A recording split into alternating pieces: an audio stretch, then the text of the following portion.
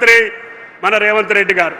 ఇదొక్కటే కాదు, పేద ప్రజల సంక్షేమం భారతదేశంలో ఏ రాష్ట్రం లేని సంక్షేమం జరుగుతుంది. అది పేదలకి సన్నబియ్యం కోసం రైతులకి బోనస్. ఏ రైతుకి కూడా ఎకరంలో పంట పండితే 25,000 రూపాయలు ఎంఎస్పీ కాకుండా బోనసే వచ్చి ఈరోజు ఆనందంగా ఉంటున్నారు. భవిష్యత్తులో కూడా ఆయన ఆలోచన అదే. చిరుధాన్యాలకో, ఆయిల్ గింజలకో, లేకపోతే వేరే పప్పు ధాన్యాలకో ఏ పంట అయితే మనం దిగుమతి చేసుకుంటున్నామో ఆ పంటలకు కూడా మీరు ఆలోచన చేయండి. మేధావులు, రైతాంగం, రైతు సంఘాలు చెప్పండి, వాటికి కూడా బోనస్ ఇచ్చి రైతును ఆదుకోవాలనేది ముఖ్యమంత్రి గారి కోరిక. అందుకనే మేము అందరం కూడా రైతు సంఘ నాయకులను కోరుతున్నాం. రైతుకి ఏ పంటకి మేలైతే బోనస్ ఇస్తే రాష్ట్రానికి, రైతాంగానికి మేలు జరుగుద్దో, ఏ పంటలు మనం ఈ రాష్ట్రంలో పండించుకోవాలో ఆ యొక్క అవసరానికి తగ్గట్టుగా పంటలకి బోనస్ ఇచ్చేదానికి ముఖ్యమంత్రి గారు ఆలోచన చేస్తున్నారని చెప్పి మీకు ఈ సందర్భంగా మనం చేస్తున్నాం. మేము ఎన్ని కష్టాలున్నా ఈ రోజున అత్యధిక పంటలు పండించినటువంటి రాష్ట్రంగా, అదేవిధంగా ఈవెన్ ఆయిల్ ఫామ్ ఫ్యాక్టరీ ఈనాడు తెలంగాణ నడిగడ్డన ప్రారంభించడానికి కారణం ఈనాడు 30 జిల్లాల్లో పంట వస్తుంది. ఈవెన్ ముఖ్యమంత్రి గారి జిల్లా మహబూబ్ నగర్లో కూడా 10,000 ఎకరాలు పంట వస్తుంది. ఆ పంట నేను అశ్వారావుపేటకు తీసుకెళ్లాల్సి వస్తుంది. అందుకని యుద్ధ ప్రాతిపదిక మీద ఆయన గారి అనుమతితోటి 2004లో శంకుస్థాపన చేసి తప్పకుండా ఒకే 16 నెలల్లో ఫ్యాక్టరీ నిర్మాణం చేసి ఈరోజు 30 జిల్లాల పంట కూడా ఇక్కడికే వస్తుంది. దీనికి కావాల్సిన విద్యుత్ శక్తిని కూడా మా యొక్క రైతుల యొక్క పంటలో నుంచి వచ్చిన వేస్ట్ నుంచి 4 మెగావాట్ల విద్యుత్ శక్తి కూడా ఇక్కడే ఉత్పత్తి చేస్తున్నాం. ఇప్పటి వరకు తెలంగాణలో రిఫైనరీలు లేవు. మనం ముడి చమురుని బయట రాష్ట్రాలకు పంపించి రిఫైన్ చేయించుకొని మళ్ళీ మనం తీసుకొచ్చి విజయ బ్రాండ్ తోటి అమ్ముకుంటున్నాం.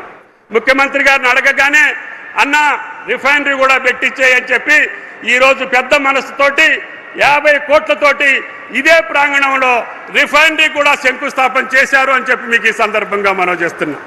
అందుకనే పల్లె బతుకులు తెలిసినటువంటి ముఖ్యమంత్రి, రైతుల కష్టాలు చూసినటువంటి ముఖ్యమంత్రి, తెలంగాణ ప్రజల యొక్క ఈతి బాధలు చూసినటువంటి ముఖ్యమంత్రి సమక్షంలో మీకు రైతాంగానికి ఏది కావాలంటే అది చేసే అవకాశం ఈ శాఖాపరంగా నాకు ఇచ్చినటువంటి గౌరవ రేవంత్ రెడ్డి గారికి హృదయపూర్వకమైనటువంటి నమస్కారాలు, ధన్యవాదాలు తెలియజేస్తూ ఈ రోజునే 9,000 కోట్లకు సంబంధించినటువంటి రైతు భరోసాను కూడా ఇదే వేదిక మీద నుంచి ముఖ్యమంత్రి గారు మీ ఖాతాలో వేసిన తర్వాతనే మాట్లాడతారని చెప్పి కూడా మీకు ఈ సందర్భంగా మనం చేస్తున్నాం.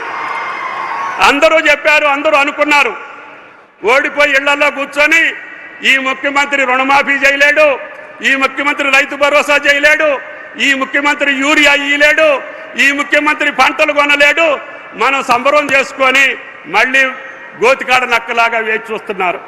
మీకు ఆ అవకాశం రాదు అని చెప్పి ఆ గుంట నక్కలకి చెప్పదలుచుకున్నాం. ఎన్ని పంటలు పండించినా ఎంఎస్పీ కొనేటటువంటి ఏకైక ప్రభుత్వం రేవంత్ రెడ్డి గారి ప్రభుత్వం.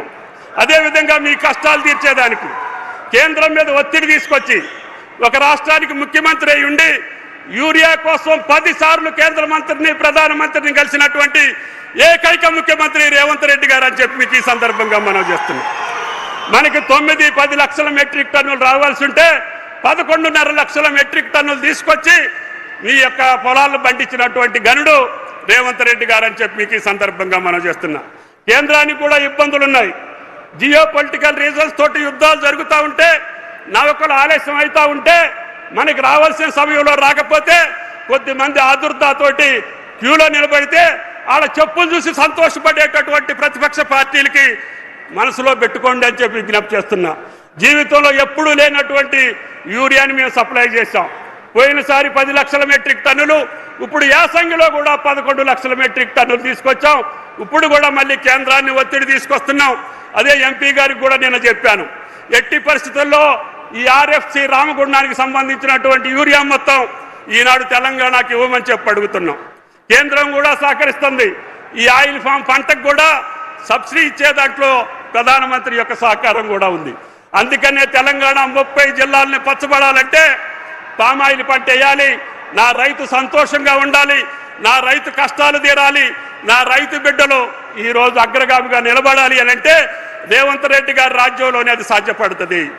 అందుకనే నమ్మకంతో ఆయన కష్టపెట్టి, ఇబ్బంది పెట్టి, బలవంతం చేసి మీ జేబుల్లో కోట్లాది రూపాయలు వేసేటటువంటి ముఖ్యమంత్రి మనం ఆశీర్వదించాల్సినటువంటి అవసరం ఉంది.